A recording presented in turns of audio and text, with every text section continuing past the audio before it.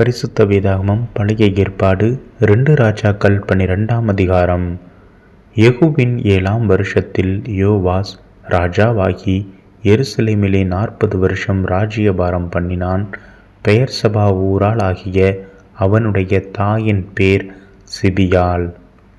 ஆசாரியனாகிய யோய்தா யோவாசை போதகம் பண்ணின நாளெல்லாம் அவன் கர்த்தரின் பார்வைக்கு செம்மையானதை செய்தான்.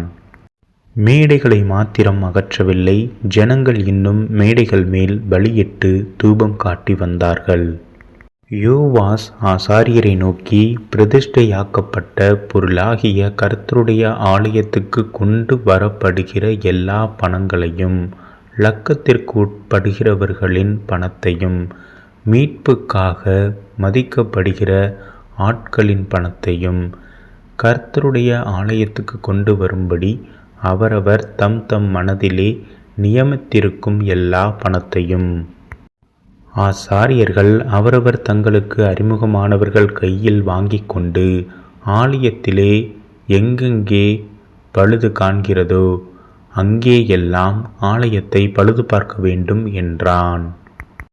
ஆனாலும் ராஜாவாகிய யோவாசின் 23ஆம் வருஷம் மட்டும் ஆசாரியர்கள் ஆலயத்தை பழுது பாராதே போனபடியினால், ராஜாவாகிய யோவாஸ் ஆசாரியனாகிய யோய்தாவையும் மற்ற ஆசாரியர்களையும் அழைப்பித்து, நீங்கள் ஆலயத்தை பழுது பாராதே போனதென்ன?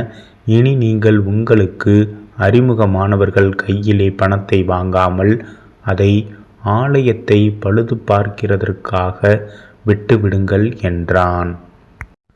அப்பொழுது ஆசாரியர்கள் ஜனத்தின் கையில் பணத்தை வாங்கி கொள்ளாமலும் ஆலயத்தை பழுது பாராமலும் இருக்கிறதற்கு சம்மதித்தார்கள். ஆசாரியனாகிய யோய்தா ஒரு பெட்டியை எடுத்து அதன் மூடியிலே ஒரு துவாரமிட்டு அதை பலிபீட தண்டையிலே கர்த்தருடைய ஆலயத்தில் ஜனங்கள் உட்பிரவேசிக்கும் வலது பக்கத்தில் வைத்தான். வாசற்படியை காக்கிற ஆசாரியர்கள் கர்த்தருடைய ஆலயத்திற்கு கொண்டு வரப்பட்ட பணத்தை எல்லாம் அதிலே போட்டார்கள். பெட்டியிலே மிகுந்த பணம் உண்டென்று அவர்கள் காணும்போது, ராஜாவின் சம்பிரதியும் பிரதான ஆசாரியனும் வந்து கர்த்தருடைய ஆலயத்திலே சேகரிக்கப்பட்ட பணத்தை எண்ணி முடிப்பு கட்டி, எண்ணின பணத்தை கர்த்தருடைய ஆலயத்திலே விசாரிப்புக்காரர் கையிலே கொடுப்பார்கள்.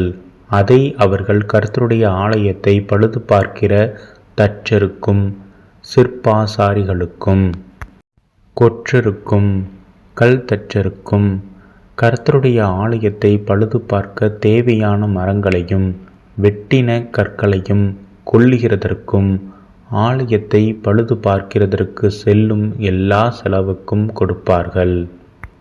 கர்த்தருடைய ஆலயத்துக்கு கொண்டு வரப்பட்ட பணத்தினாலே வெள்ளி கிண்ணங்களும், கீத வாத்தியங்களும், களங்களும், எக்காலங்களும், பொற்பாத்திரங்களும், வெள்ளி பாத்திரங்களும் பண்ணப்படாமல், கர்த்தருடைய ஆலயத்தை பழுது பார்க்கும்படிக்கு வேலை செய்கிறவர்களுக்கே அதை கொடுத்தார்கள்.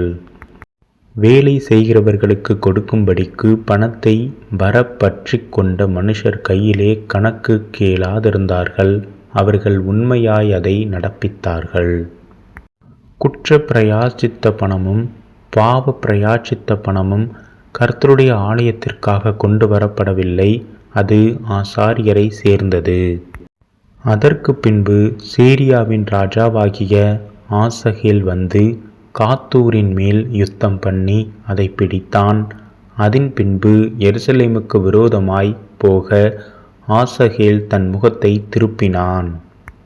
அப்பொழுது யூதாவின் ராஜாவாகிய யோவாஸ் தன் பிதாக்களாகிய யோசபாத், யோராம், அகசியா என்னும் யூதாவின் ராஜாக்கள் பரிசுத்தம் பண்ணி வைத்த எல்லாவற்றையும், தான் பரிசுத்தம் பண்ணி வைத்ததையும், கர்த்தருடைய ஆலயத்திலும் ராஜாவின் அரண்மனையிலும் உள்ள பொக்கிஷங்களில் அகப்பட்ட பொன் யாவையும் எடுத்து சீரியாவின் ராஜாவாகிய ஆசகேலுக்கு அனுப்பினான்.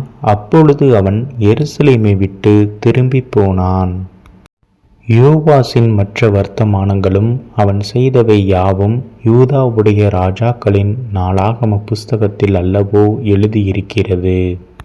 யோவாசின் ஊழியக்காரர் எழும்பி கட்டுப்பாடு பண்ணிக்கொண்டு சில்லாவுக்கு போகிற வழியில் இருக்கிற மில்லோ வீட்டிலே அவனை கொன்று போட்டார்கள்.